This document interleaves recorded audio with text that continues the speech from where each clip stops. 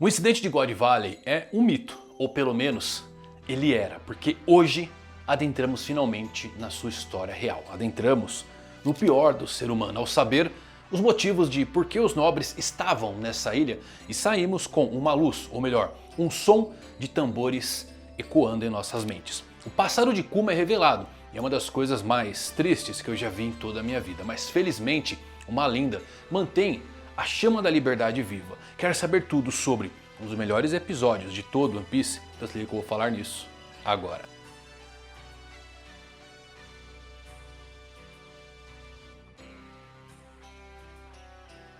Fala galera, Evandro Fusari com mais um vídeo pra vocês. Como é que vocês estão? Espero que todos vocês estejam maravilhosamente bem. Fazendo a intro do vídeo aqui, confesso, eu arrepiei inteiro aqui, porque toda a história do Kuma pelo mangá, quem acompanhou, é realmente muito tocante. Eu lembro de estar fazendo live, chorei várias vezes, lendo, chorei. Então agora a gente vai entrar numa das histórias mais tristes e tocantes de todo One Piece.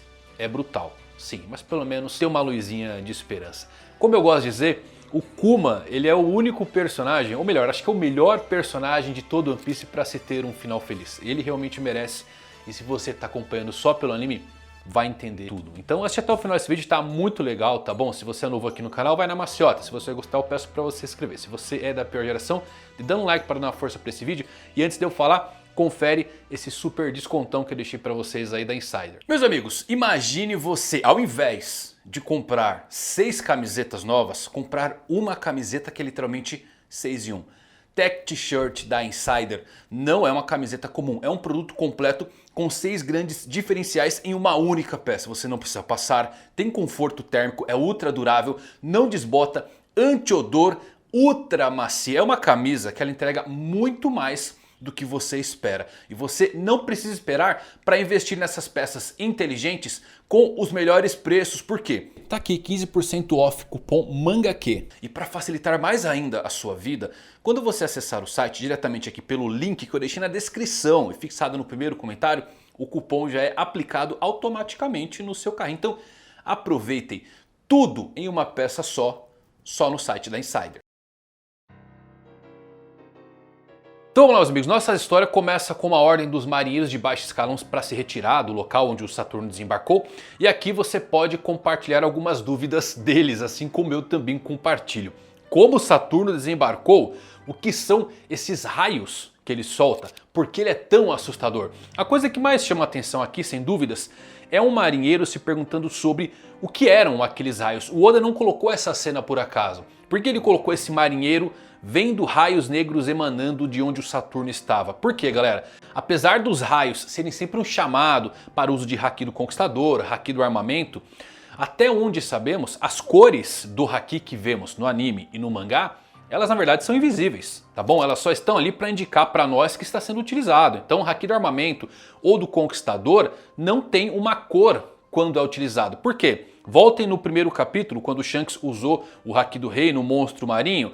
Para nós, ele simplesmente olhou para o monstro de uma forma assustadora. Em Marineford, também não vimos nenhum tom escuro ou raios. E o Rayleigh, quando ensina o Luffy sobre Haki, nos conta sobre a armadura invisível. Então, os tons escuros que sempre vemos ou coloridos do anime pós-time skip são para ilustrar quando o poder é utilizado. Então por isso que é muito curioso termos um marinheiro completamente aleatório se perguntando o que eram aqueles raios negros emanando de Saturno, tá? Eu vou ser sincero para vocês, eu acho que Oda está estabelecendo um novo tipo de poder dentro da série, talvez um poder primordial. Temos um círculo mágico de invocação. Curioso, não? E esse poder do Saturno também, eu vou ser sincero para vocês, tá? Essa fruta ou esse poder quebrou tudo que eu achei que sabia sobre Akuma no Mi, porque enquanto Oda não explicar esses fenômenos relacionados ao Gorosei, esse poder permanece o mais quebrado de One Piece até agora. Voltando à história, os vice-almirantes se reúnem se preparando para ajudar São Saturno,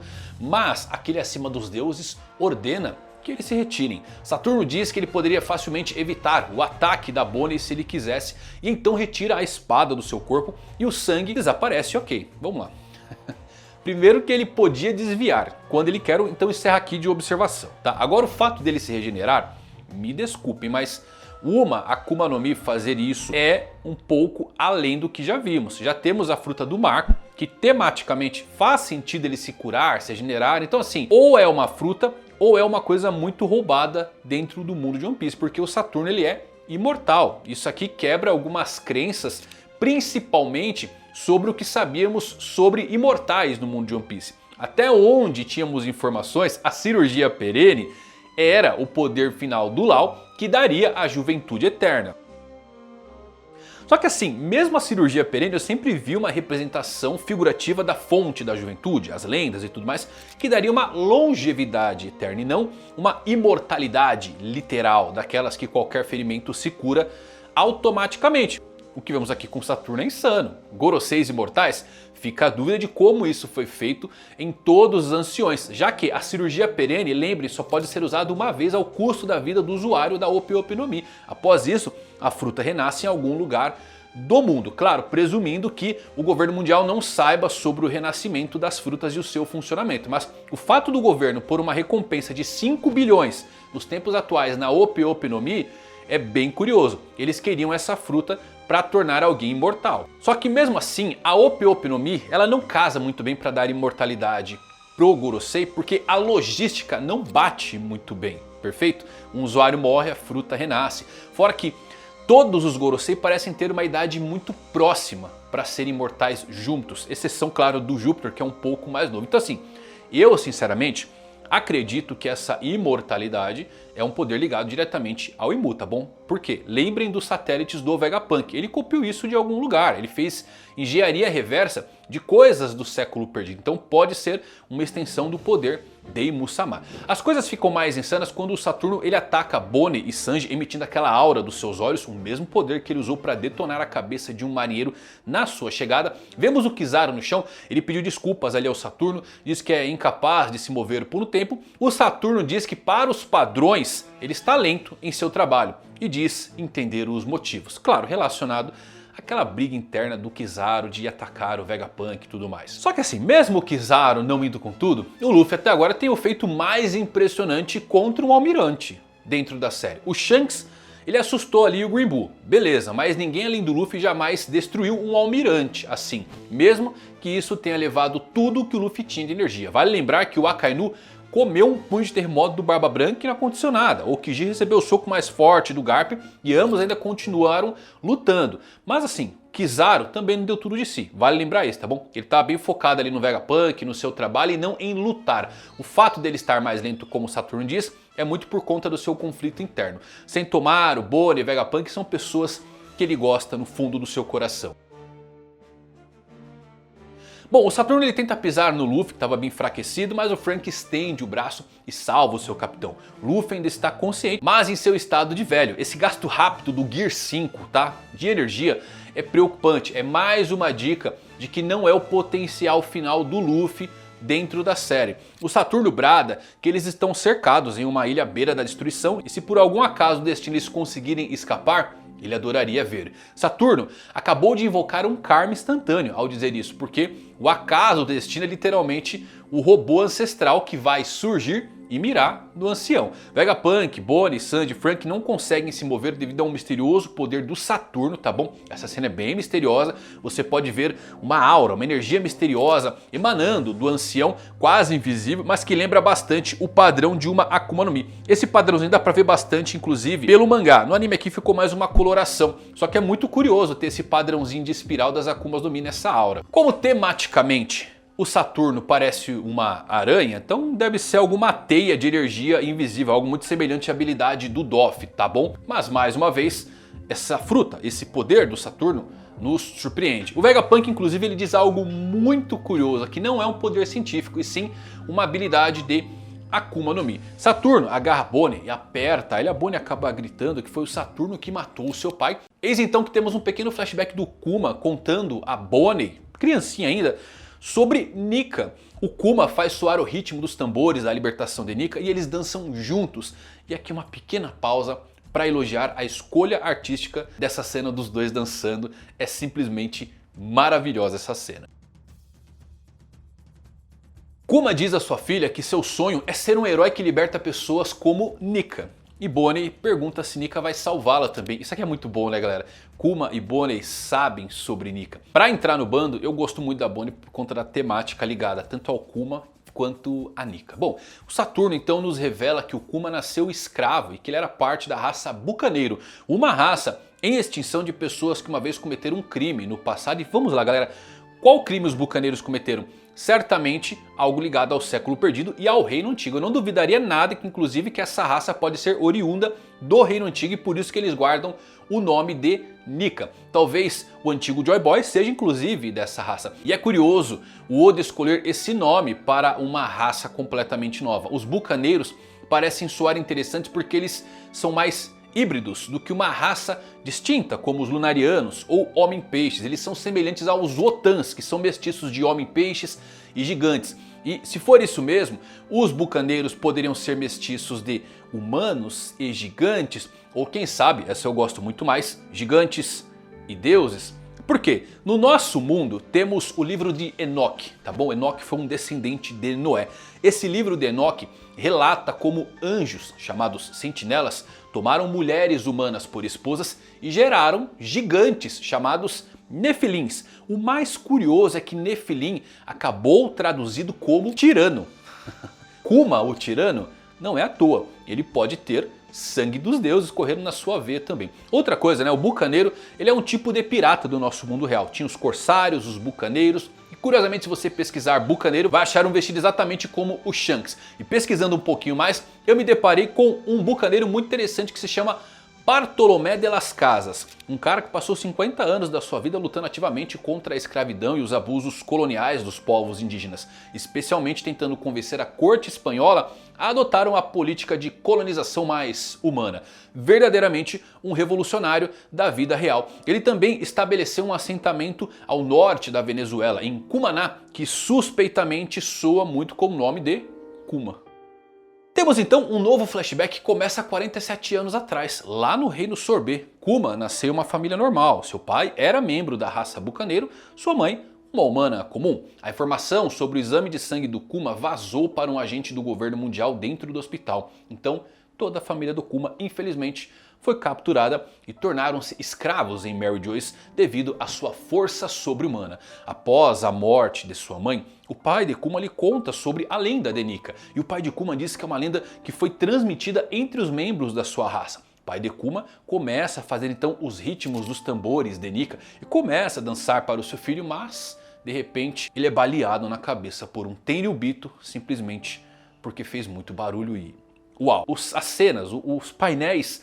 Eu até gaguejo aqui, né? Mas as cenas do pai do Kuma tentando dançar, cantar, animar o seu filho diante da escravidão, da perda da sua mãe, e depois ele simplesmente levando um tiro por falar alto, o rosto do Kuma em choque total, coberto de sangue. Essas cenas passando da sua pequena família feliz para o Kuma perdendo tudo são de partir, de obliterar o nosso coração, podemos chamar assim. Kuma definitivamente é o personagem, tá bom, mais trágico de todo One Piece. Já vimos histórias de fundo realmente tristes, como a do Brook, Robin, Lau, mas as suas vidas pareciam melhorar enormemente em algum ponto da história. Em contraste do Kuma, que terminou, por alguma razão ainda desconhecida, na mesma posição ou pior que ele começou, como um escravo, sem emoções. E a julgar pelos comentários de Sabo e Ivankov sobre Kuma, ele sempre pareceu uma pessoa muito gentil, o que não combina inclusive com o nome de tirano. Então é triste ver que aparentemente nada deu certo para ele.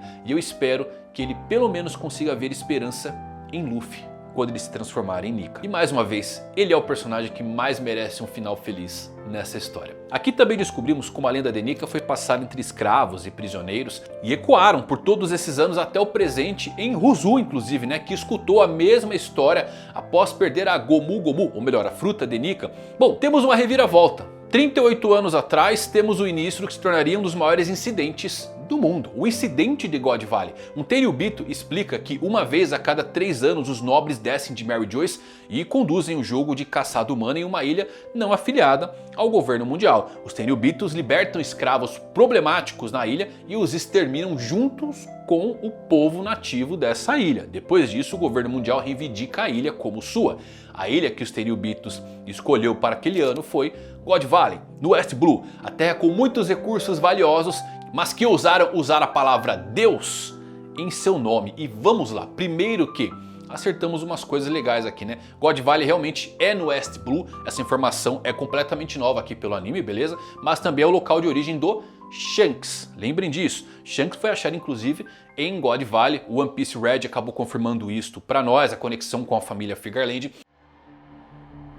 Agora falando um pouquinho aqui dos nobres, né? Eu imaginei que os jogos deles seria algo como um coliseu ali em Dressrosa, né? Mas caçada humana, esses dragões celestiais, não me parece que exista algum tipo de punição que seja algo ou igual ao que eles fazem às pessoas. Eu não acho que eles vão ter redenção, acho que eles vão morrer no final consumidos por Imu-sama, tá bom? Vale mencionar aqui essas cenas curiosas dos jogos que temos, também 6 baús e deve conter algumas Akumas no Mi. Uma delas com certeza é a fruta do Kaido, que já sabemos que a Big Mom pegou aqui. As outras de Ivankov e de Kuma, né? E essas frutas devem ser premiações, assim como era no Coliseu de Doflamingo. O rei de God Valley tenta detê-los por conta dessa atrocidade com o seu povo, mas acabou morto por São Figuarland Garling. O jogo desse ano ainda não começou, mas Garling é quem os nobres apostam que sejam o campeão.